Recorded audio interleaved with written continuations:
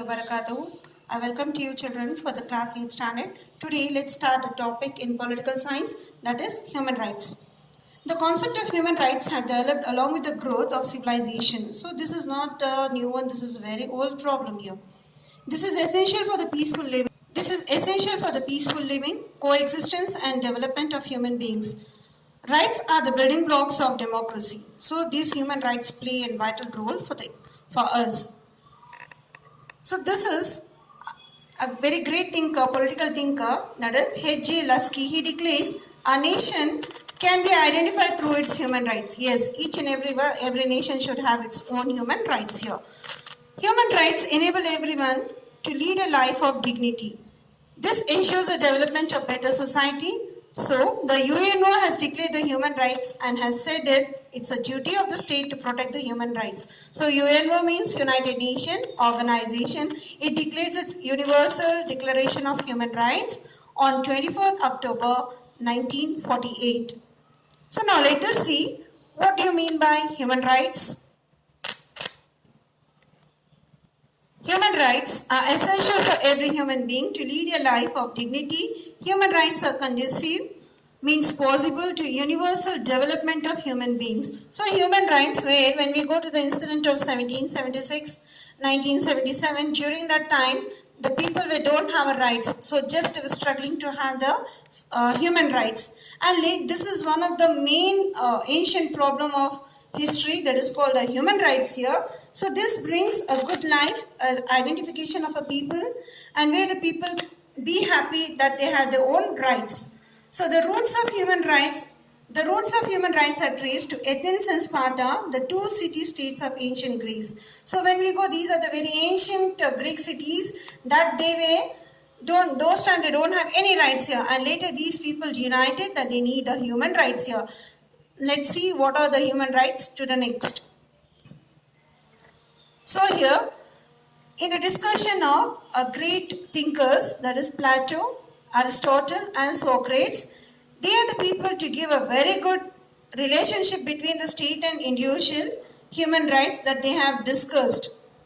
Now let us see what is this Magna Carta. This Magna Carta or the Great Agreement is the base of the English Constitution. So previously India was ruled by British people, and where the British people, when they started to rule India, how the India was ruled?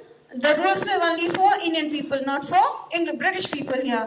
And in 1215 CE, Common Era, there was a king. He was called King John of England. He broke many ancient rules and traditions. So the people were not satisfied. And in 1215 CE, during that time, the people were against to this king here.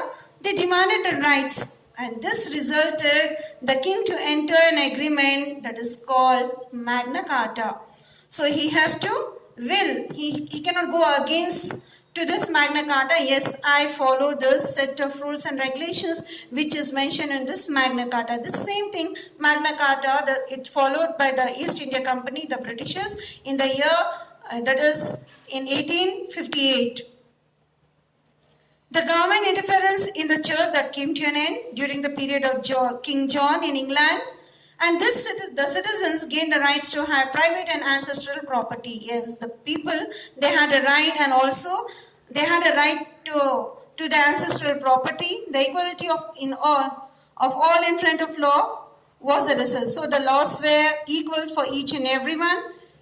Magna Carta, it played an important development in the process of modern democracy. John Locke, he presented the first systematic discussion on human being, natural rights. According to John Locke, the basic right cannot be given to the individual. Every individual is born with the rights of living and freedom, that is described by John Locke, and this gave prominence to individual rights. The bloodless revolution that took place in 1688 worked in support of this. So this was a very bad event. It made the people to gain the human rights, and that was a very bad revolt that took place in 1688 among the workers, and that resulted in 1689 to pass a bill that is called the Bill of Rights was implemented. That is, the people should get the human rights where they were unhappy. that they should have their own rights here. And these human rights were given in legislative guarantee for the first time. That was in the year 1689. And there's so many revolutions that took place, that is in America, France, and due to the influence of John Locke, there were the people like Rousseau and Montesquieu. He is the person called Rousseau.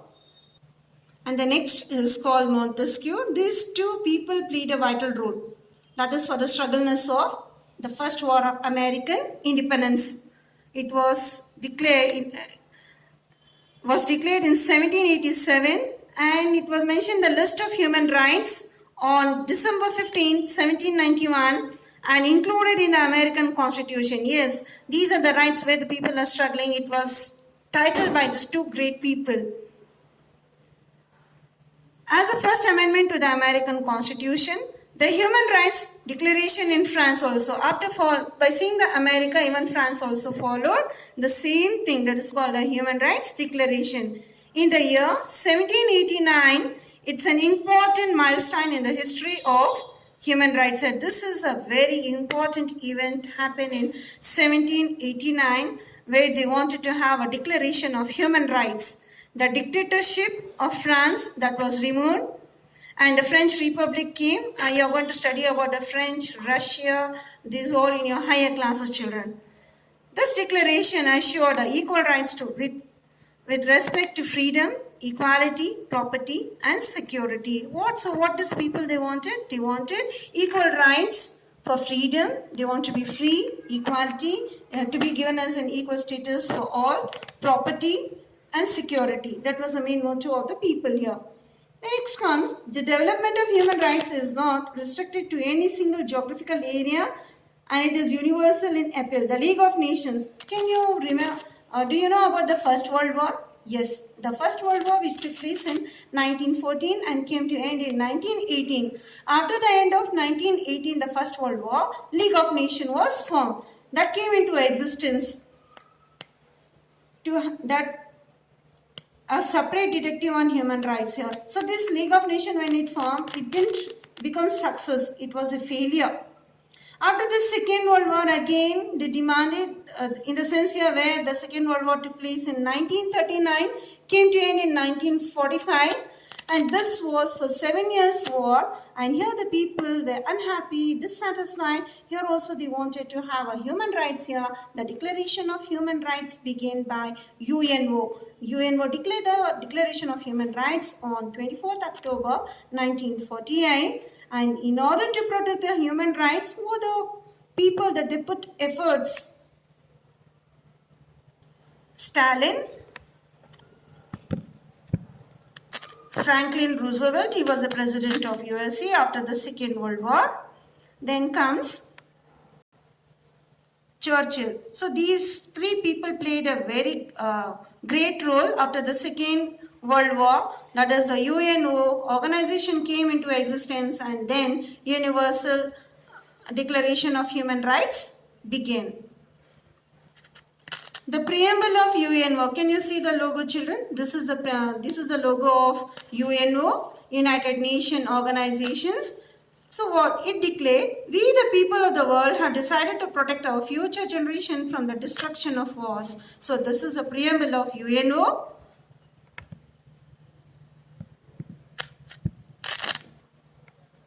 The establishment of UNO is to prevent human rights violations in any part of the world. In order to achieve this, the UNO directed all its member countries to protect the human rights compulsory on December 10, 1948. Yes, each and every year of December 10 is celebrated as Human Rights Day. Yes?